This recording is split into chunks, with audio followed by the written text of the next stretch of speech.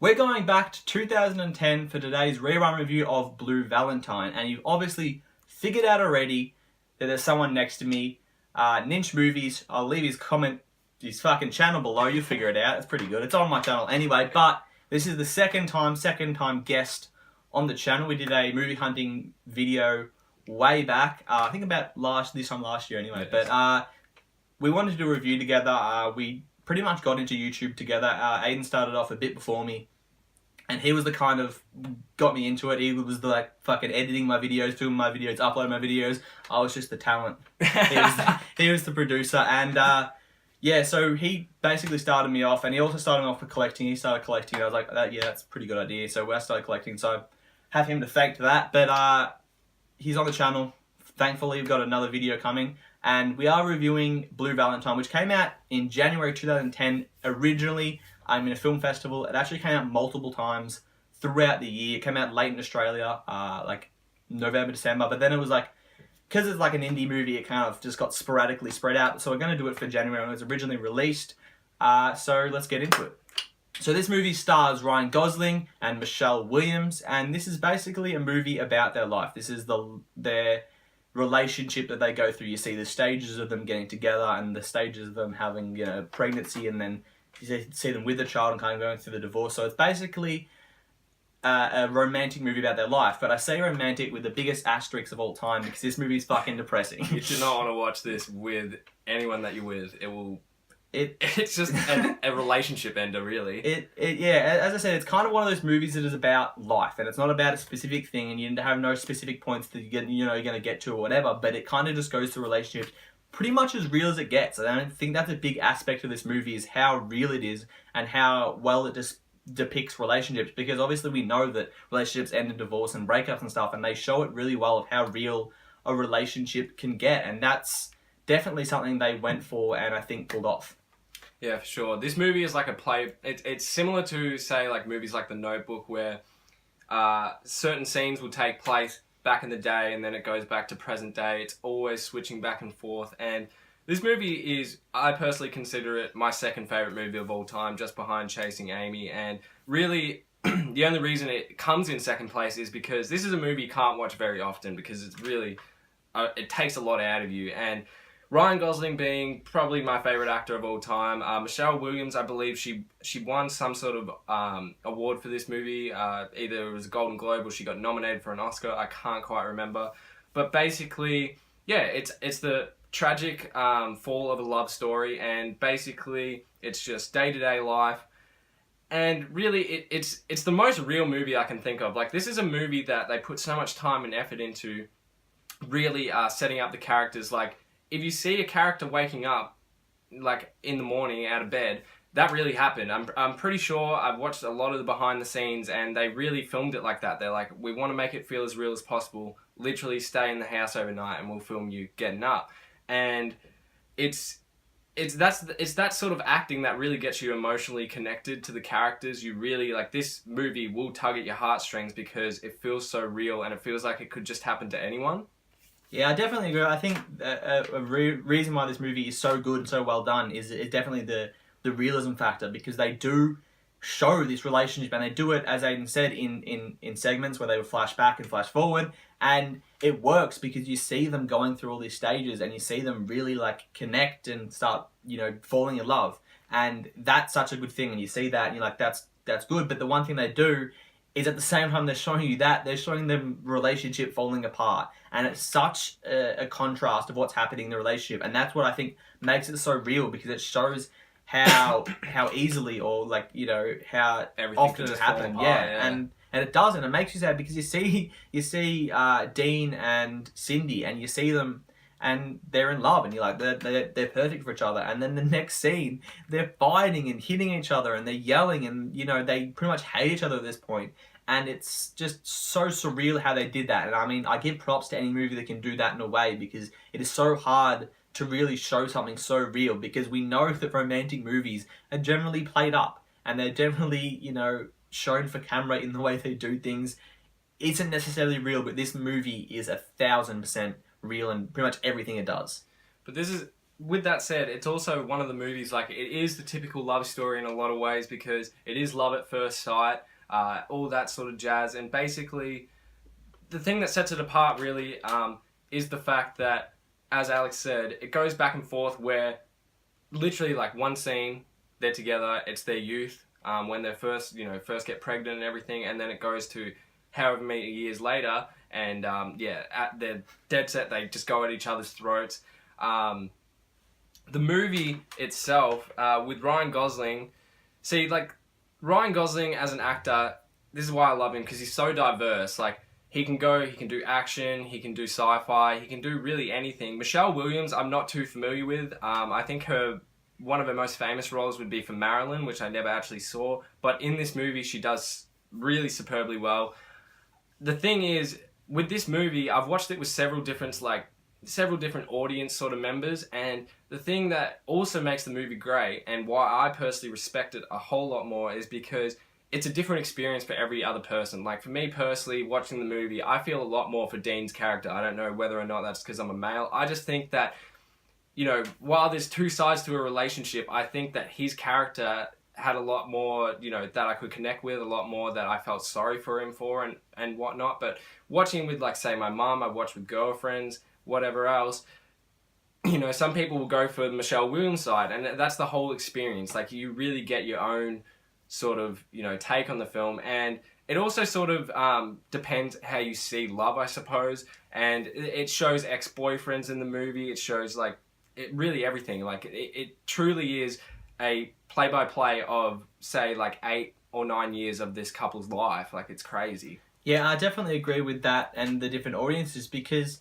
seeing this movie, and I watched it quite recently to kind of freshen my mind for this review, and I was watching it, and at 1 minute I was like, I understand where Dean's coming from, I can totally see his side, and then the next minute I was like, but at the same time I can see what Cindy means and what she's doing, and it doesn't make you or force you into a bad guy and good guy. You don't sit there and you go, I hate Dean and I love Cindy.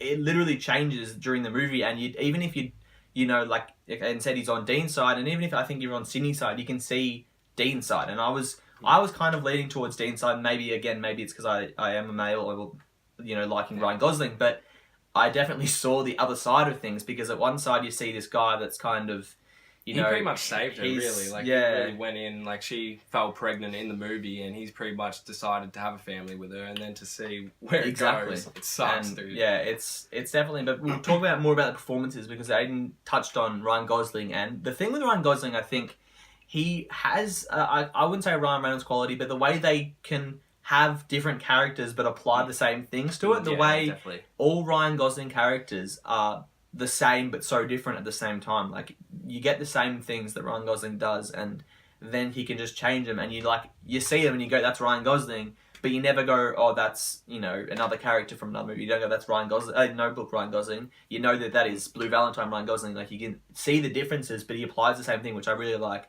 And again, Michelle Williams I haven't seen a lot of. I just saw her in The Greatest Showman, and she had a side role, and she was good in that. But seeing her in this, I think kind of, I give hats off to her, because she killed it. I'm actually about to see All the Money in the World, who she got nominated for a Golden Globe for. I assume probably will get an Oscar nom as well. And I mean, she's very underrated as an actress, because she was very good in this movie. And I mean, this movie in general, I think, is very, very underrated, because a lot of people haven't heard of this film or necessarily seen this film. And talking about rewatchability, it's not a movie you die to go and see, because that's an emotional kind of, you're going to get throbbed to it. And you're like, shit, like, do I want to go through that as many times as I want? It's saying that it's a very good movie, but I think it's definitely underrated, because a lot of people haven't seen it. It was released in festivals. Ryan Gosling wasn't as big as he was now than he back in 2010. I think he's a lot bigger than he is, especially with La La Land, Gangster Squad. Even I think he just came off Notebook, but I mean, that was he was still the Notebook guy at that stage. So, and I mean, Blade Runner for 2049 as well. Yeah, exactly. Props to this movie. One big prop I have to say is Ryan Gosling. Obviously, with all the romantic movies that he's done, he's a pretty big heartthrob to a lot of people, and this is a movie that fully this wants to show you that there's so much more. Like, Ryan Gosling can be an unattractive man in a way, because it shows off, it's Ryan Gosling when he's younger. It's just nothing, no difference. Yeah, slick hair, leather jacket, like, just he's fresh good to looking death, dude. like, definitely. you know he'd definitely be able to pick up if he wanted to. But later on, you know, they've added some balding effects. He looks like an older man. I think they did a really good job at that. And while, you know, he's still Ryan Gosling, you know, you can definitely tell that he's aged. He's a bit more weathered. There's, you know, tragic scenes where, like, the dog died, and you can see how emotionally, like, you know, how he's detached. He's not happy with his job. There's a scene in this movie where Cindy's telling him that he could be so much more, he could do so much more with his life, but he's one of those people that's sort of like, why do I have to go for more? Like, why should I? Like, I'm happy with what I do. I have you. This is, like, he even says, I didn't plan to have this family, but, you know, in a way, that's what he wanted. And I think that really, like, that is the biggest description of life. Like, some people will keep moving no matter what, and some people will stay in a place, but I don't think it's room to judge. Like, if they're happy, and that's the way it is. And this movie's just dead set the most realistic movie you'll ever see. And that's really why it's so tragic, because it's so relatable. And yeah, it definitely, again, we talk about how much real it is, because it is, but I think the thing it really does well is relationships, and how it shows off the different relationships between the different characters, and we see it progressing. Even, like, when we talk about old Dean and young Dean, you can see not just, like, people he's talking to, but him in general. You know, not just the look, but even, like, the way he talks and, you know, the way he is kind of different, and you can definitely see he's kind of been drained a little bit. But I really like the relationship between Dean and his daughter. I say daughter with an asterisk because it actually is the ex-boyfriend's daughter. But, yeah, he's basically the dad. And that relationship is actually quite gut-wrenching at times, because you see them at the start of the movie, even in the current day, and they're, you know, as good as daughter and dad can be, and then at the end of the movie, it just gets you. Oh, dude, the last scene in this movie is ridiculously sad. Just the war between him and Cindy, but the very last shot where he's walking off into the fireworks and it ends, like, I mean, it sort of is open to interpretation, I suppose, like, because they always could get back together, but it's good that you don't know. Like, he really wants this family to work out, and he's talking about how it's for better or for worse. And yeah, it's really gut-wrenching. Like, the relationship, like, this man loves his daughter. He doesn't care regardless whether or not it's biological. Like, he's raised her with Cindy, and yeah, it's crazy. And good. yeah, especially that you see that relationship, but also even when something I really like about the way they did this movie is that generally in romantic movies they break up and they're done, or they go into rough patch and they're done. What this movie does, they're having a rough patch, and he literally goes to her work, makes a big scene, even hits the doctor.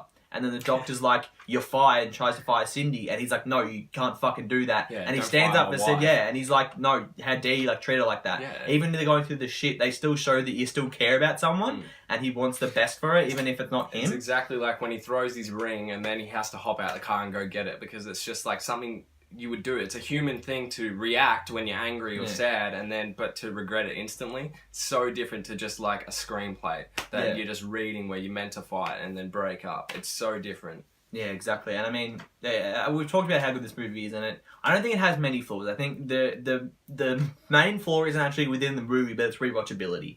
Again, because it's so emotionally draining, you're not going to go and see that again. And it also is a movie that you're not necessarily want to show off to people, because you're like, oh, do you want to go and cry with me, or do you want to get really sad? Like, you're not going to go and sit there and, you know, go, you know, this is the romantic movie of the night. So I mean, that can't really fault the movie itself, but I mean, it's kind of a part that does that. And I mean, I didn't find it necessarily boring, but I understand maybe people find it a little bit slow because it's based on life, and because it's not over dramatized, whatever over dramatized. It's not necessarily hard hitting all the time, but I think it worked in that way that it wasn't necessarily hard hitting, because you really felt the ups and downs of not only their relationship, but like just life and the way things they were going through. I think was done really, really well. I don't even know who directs this movie, but it was really well done. I don't remember his name, but I know he also directed Place Beyond the Pines, which also starred Ryan Gosling. I think that was his follow-up film to this. But do you want to do a rating for this? Or? Yeah, I'm gonna give it. I don't know what your ratings are, so I'll give my rating, and you can talk about what I don't know. I'll just do the letter grade, bro. Okay, I'm gonna give this movie